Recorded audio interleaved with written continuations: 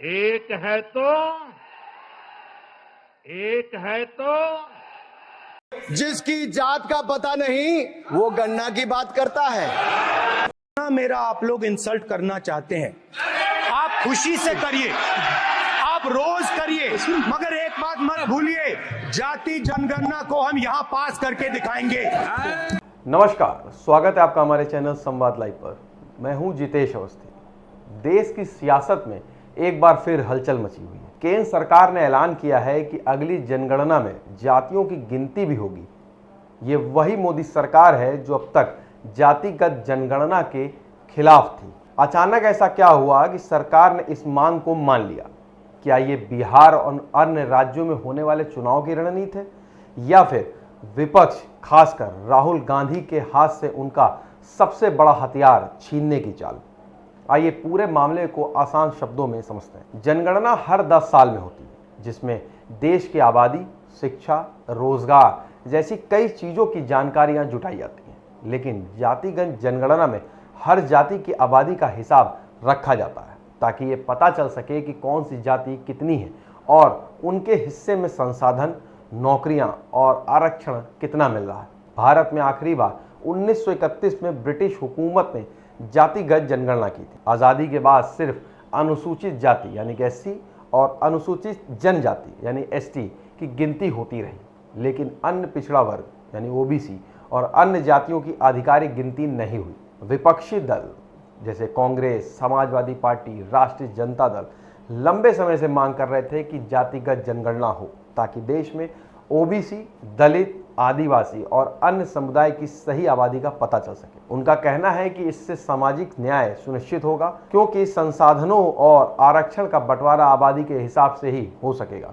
मोदी सरकार शुरू से ही जातिगत जनगणना के खिलाफ रही। बीजेपी का मानना था कि इससे समाज में जातिवाद और बढ़ेगा और देश को बांटने का काम होगा। संसद में साफ कहा था कि एससी एसटी के अलावा किसी और जाति की गिनती नहीं होगी।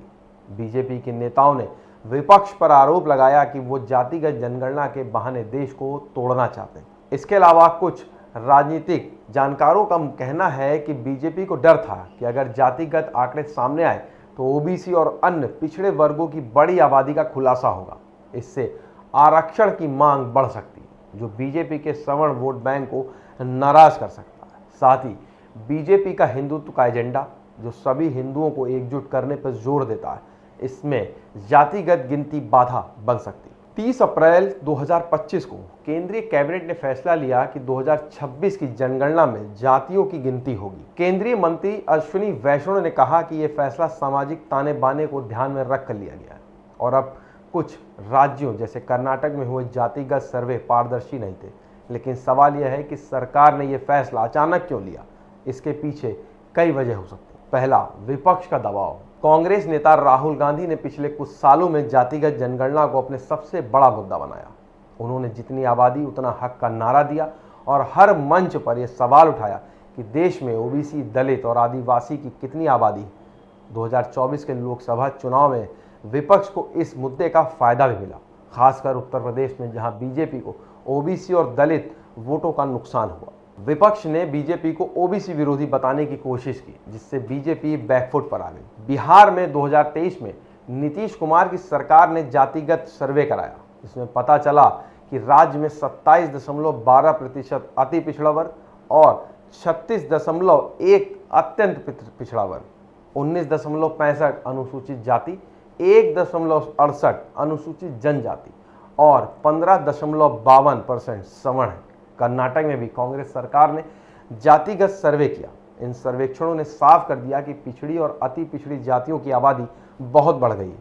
इससे सवाल उठने लगा कि अगर केंद्र सरकार सर्वे नहीं कराएगी तो विपक्ष इसे और बड़ा मुद्दा बनाएगा।